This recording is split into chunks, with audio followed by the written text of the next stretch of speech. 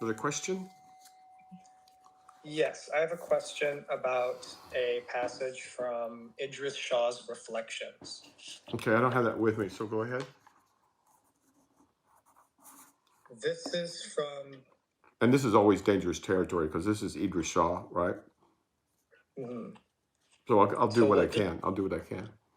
do what you can, but we can move on to other questions depending. Okay. This passage is called Being. There is what one wants to know and wants to be, and also what one can know and can be. Deny these limitations, and people will give you anything you want. Affirm them, and you have exercised true selfishness, telling the truth. Ouch. Read it again. Read it slowly, and then I think you can understand this. And if not, I'll step in. What one wants to know. So the passage is called Being. Mm-hmm. There is what one wants to know and wants to be, and also what one can know and can be. Deny these limitations, and people will give you anything you want. Affirm them, and you have exercised true selfishness, telling the truth. Okay, so this is a difference between. Well, you go ahead. What do you think this is about?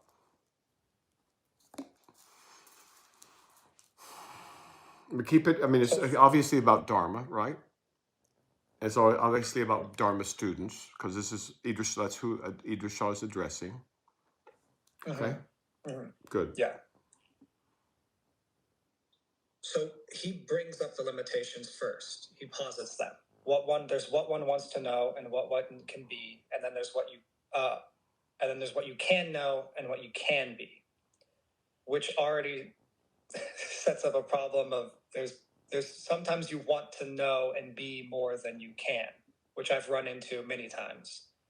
But the Sufis posit that there's a time and a place for everything, but sometimes there are things that you are not you're not ready to know such a thing, or you're not at the level of development where you can be or know a certain thing, but people still maybe would like to know or be that thing.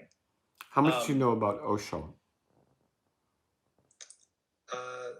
Very little, other than that I think based on his teachings, he woke up and then he created sort of I don't want to say convent, but like a grouping of people, almost a big cultish. ashram. An ashram, and he taught, but he didn't have the faculties to necessarily teach the way very well. All right, So so apply this. Apply this as if you're a someone talking to or studying under Osho, just for simplicity. Well, if I were talking about Osho, maybe Osho wants to know enough and wants to be a teacher. But no, I don't mean it that way. Not about Osho, as if you're talking to Osho, or you're talking about Osho's students. Well, Osho students, if they're with him, I think they want to know more about becoming enlightened. They'd like to be enlightened, or whatever they imagine as being enlightened. At their present level of development, they can know. Okay, go ahead.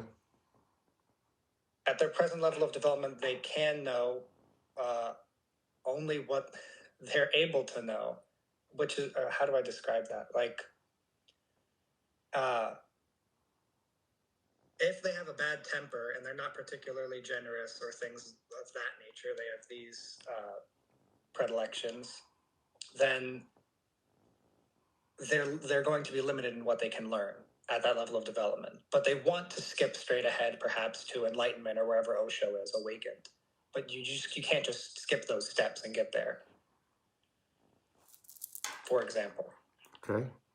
You keep reading the reflection. Deny these limitations and people will give you anything you want. Yeah, they'll give you like, what were those, Bentleys? Like 300 Bentleys? Oh, yeah. They'll sign up for your workshops. They'll fill up your auditoriums with all kinds of would-be illuminates, right? Yes, there are many examples, or I don't know about many, It's but like a there school are that definitely. accepts anybody who walks in. Yeah. You'll Yep. get very wealthy that way. If anybody can go to the workshop, if anybody can go to the retreat, then you're going to do quite well. But what's actually happening? So read the passage again. There is what one wants to know and wants to be, and also what one can know and can be. Deny these limitations, and people will give you anything you want. Affirm them, and you have exercised true selfishness, telling the truth. And true generosity too, I might add. But yeah, people don't want to hear the truth.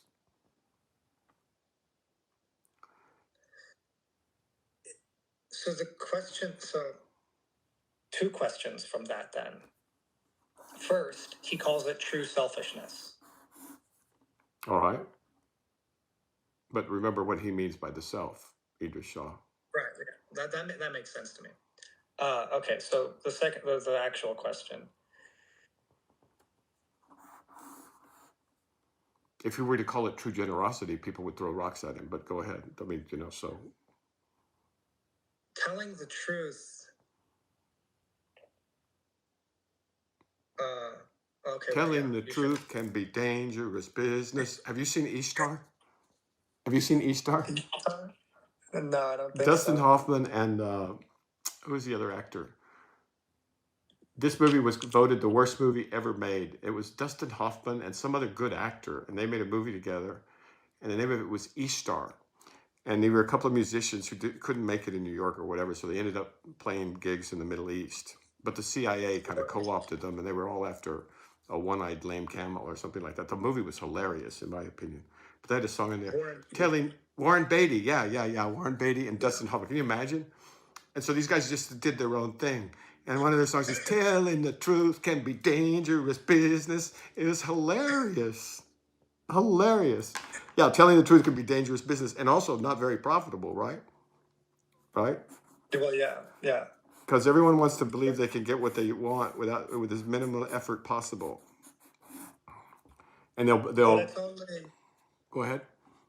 No, you please go ahead. And so and they'll reward you for telling you. The people will pay you for telling them what you want to hear, what they want to hear. They'll adore you for that. They will adore you for that. Right? Yeah. So telling the truth is not a lucrative business. And it can be dangerous, right? As you know, Socrates, Jesus, many others. Who was the Christian saint that said something or other, you get off with his head? So some people are interested in truth. Most people are not. Very few people are interested in truth. They're interested in the appearance of truth. They're interested in a good feeling about themselves. They're interested in like impressing their friends or their neighbors. So yeah, the work has to be selective. Or the work is selective, but nobody wants to hear that. They want to just, feel good for a weekend or for a year or something. They put on the robes and of the acolyte, and then they, And if you're from India, this is common knowledge. I mean, it's common knowledge. But in the West, we're still learning this. Osho was very, very popular, by the way, and very wealthy. Yeah, I think Shah says that too. He has passages where he talks about this is a common phenomenon that people in the East, or for example in India, are well exposed to, so they're a bit more skeptical of. Oh, that'd be good to read out. If it's in that book. Yeah, I should find it. I don't think it's in this one because this one's more. Yeah. I should find that. Why don't you reread the passage and then we'll move on? Okay, I'll read it one more time. From Idries Shah's Reflections, the passage being, there is what one wants to know and wants to be, and also what one can know and can be. Deny these limitations, and people will give you anything you want. Affirm them, and you have exercised true selfishness, telling the truth. Yeah.